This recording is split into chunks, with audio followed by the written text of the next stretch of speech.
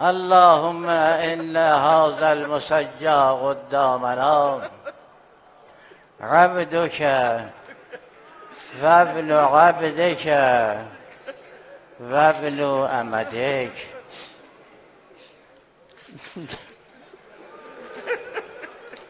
نزل بعز جلالك بجبروتك وعظمتك وملكوتك.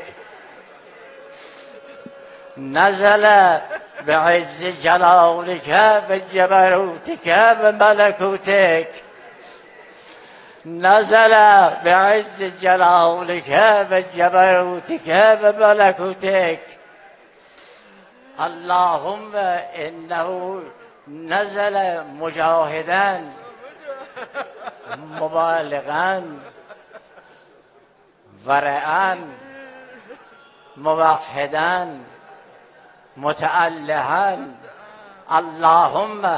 اللهم إنه نزل عندك شهيدا للإسلام والقرآن والعترة.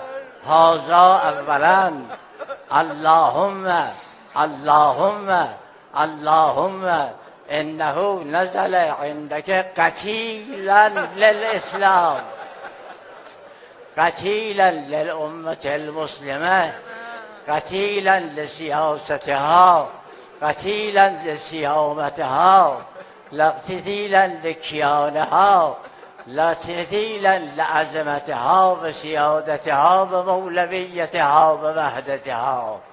يا من يقبل اليسير ويقبل اليسير اقبل منه ومنا اليسير إنك على كل شيء قدير. اللهم إنه نزل بعز غفرانك وهو عبدك ومحتاج إلى رحمتك.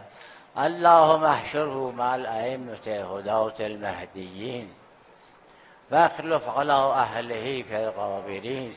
صل عليه وعليهم أجمعين واحشرنا معه مع عنايتك وعناية أولو ومحمد